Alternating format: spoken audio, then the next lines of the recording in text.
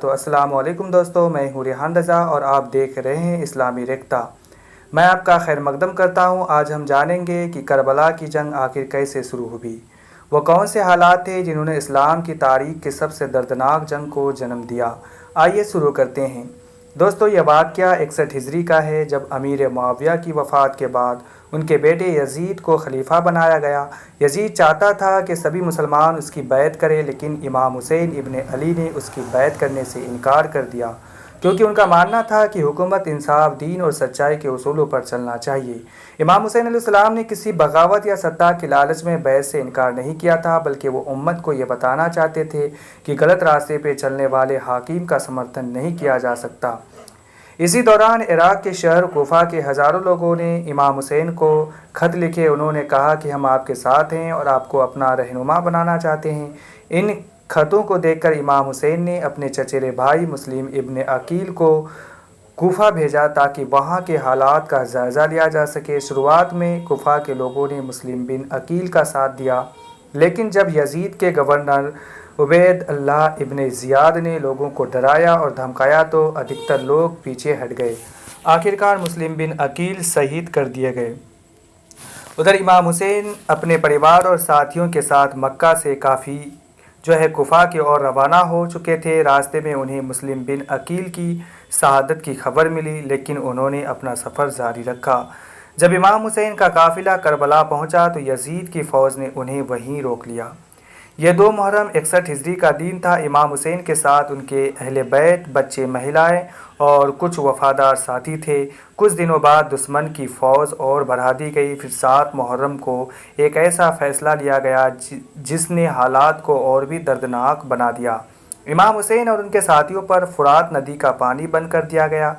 اب خیموں سے پیاس بڑھنے لگی، چھوٹے چھوٹے بچے پانی کے لیے تڑپنے لگے، مہلائیں پریشان تھیں، لیکن اس کے باوجود امام حسین اور ان کے ساتھی صبر اور استقامت کے ساتھ ڈٹے رہے۔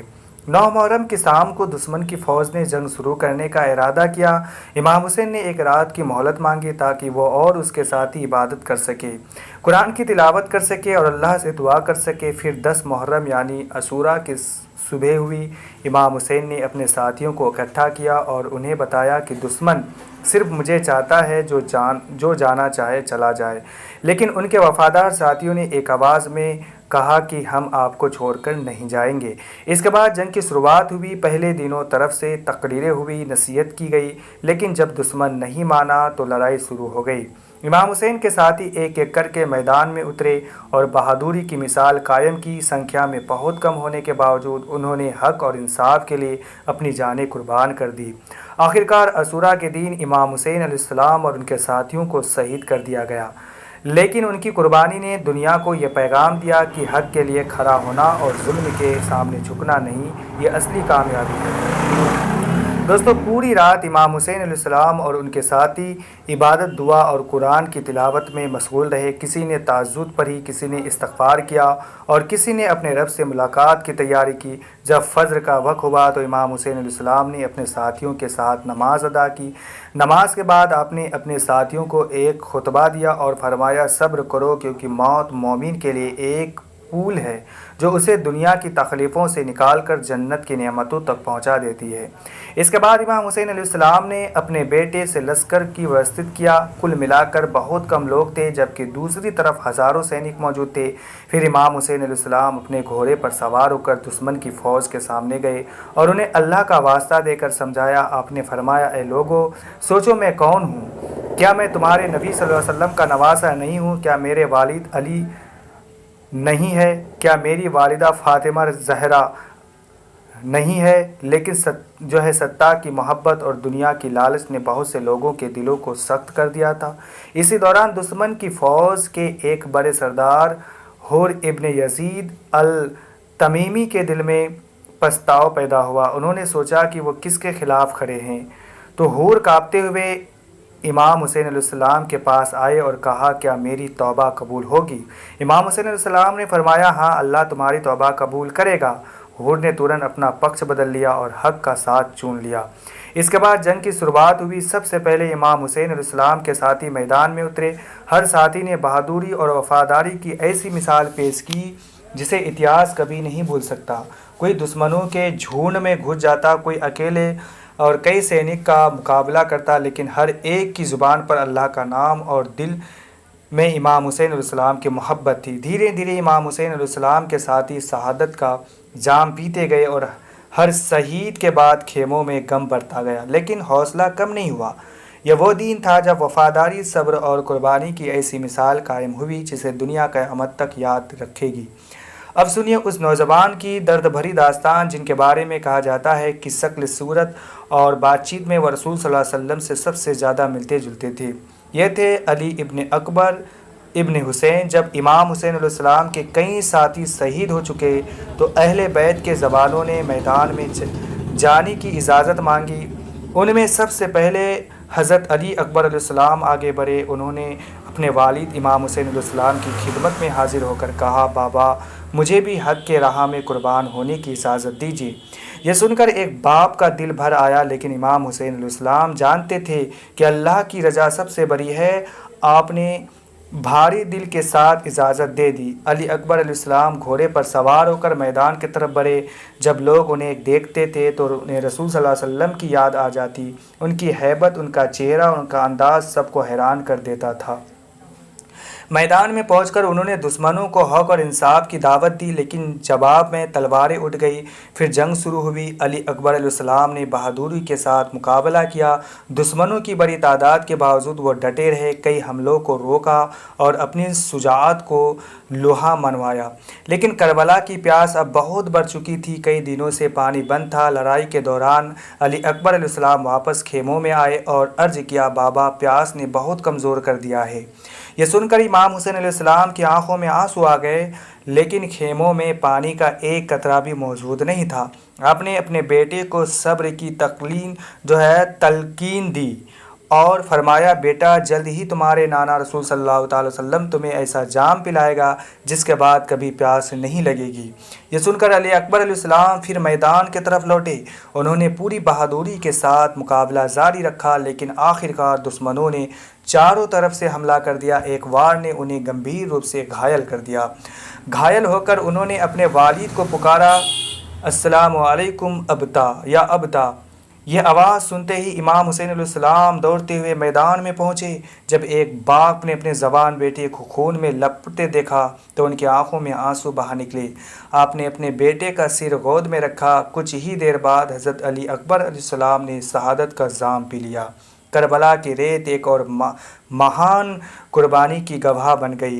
यह मंजर इतना दर्दनाक था कि खेमों में मातम की आवाज़ें गूंज उठी। लेकिन अभी इम्तिहान ख़त्म नहीं हुआ था। अभी अहले बैत के और भी नौजवान हक़ के राह में अपनी जानें कुर्बान करने वाले थे। ये थे कासिम इब्ने हसन, जो हसन इब्ने अली के बेटे और इमाम हुसैन अलैहिस्सलाम के भतीजे थे। जब करबला के मैदान में एक एक करके साथी और रिश्तेदार शहीद हो रहे थे तो हज़रत कासिम अलैहिस्सलाम भी बेचैन थे। उनका दिल चाहता था कि वो भी हक़ की राह में अपनी जान कुर्बान करे। वह इमाम हुसैन अलैहिस्सलाम की खिदमत में आए और मैदान में जाने की इजाज़त मांगी। रिवायतों में आता है कि इमाम हुसैन अलैहिस्सलाम ने अपने भतीजे को देखा तो उनकी आँख भर आई। कासिम अलैहिस्सलाम अभी कम उम्र के थे, लेकिन उनका इरादा अटल था। इमाम हुसैन अलैहिस्सलाम ने उनसे पूछा, बेटा तुम्हारे नज़दीक मौत कैसी है? हज़रत कासिम अलैहिस्सलाम ने जवाब दिया, चाचा जान, हक़ की राह में मौत मुझे शहादत से भी ज़्यादा मीठी लगती है। यह जवाब सुनकर इमाम हुसैन अलैहिस्सलाम ने उन्हें गले से लगा लिया। कुछ देर बाद इजाज़त मिल गई। हज़रत कासिम अलैहिस्सलाम मैदान की ओर बढ़े। उनके चेहरे पर नूर था, दिल में अल्लाह की मोहब्बत थी और ज़ुबान पर हक़ का पैगाम था।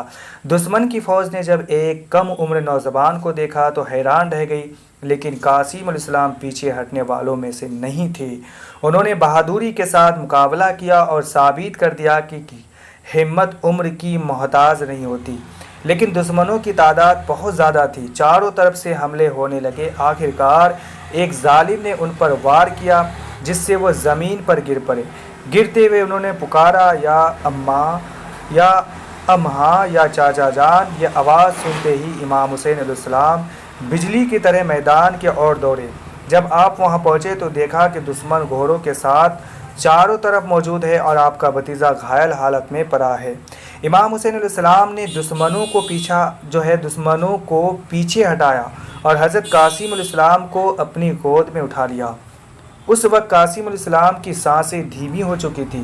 کچھ ہی پلوں بعد یہ بہادر نوجوان شہادت کے اونچے مقام پر پہنچ گیا۔ امام حسین علیہ السلام اپنے بھتیجے کے جسم کو اٹھا کر خیمے کی طرف لائے۔ خیموں میں ماتم کی ایک اور لہر دوڑ گئی، لیکن کربلا کا امتحان ابھی باقی تھا۔ تو ابھی عباس ابن علی کی وفا، بہادری اور مشق آب کا وہ دردناک واقعہ باقی تھا جسے سن کر آج بھی آنکھیں نم ہو جاتی ہیں۔ یہ تھے عباس ابن علی، جنہیں لوگ قمر بنی ہاشم اور سکہ کربلا کے نام سے بھی یاد کرتے ہیں۔ دوستو، کئی دنوں سے فرات کا پانی بند تھا۔ خیموں میں بچے پیاس سے تڑپ رہے تھے۔ چھوٹے چھوٹے بچے العطش العطش یعنی پیاس پیاس کی صدائیں دے رہے تھے۔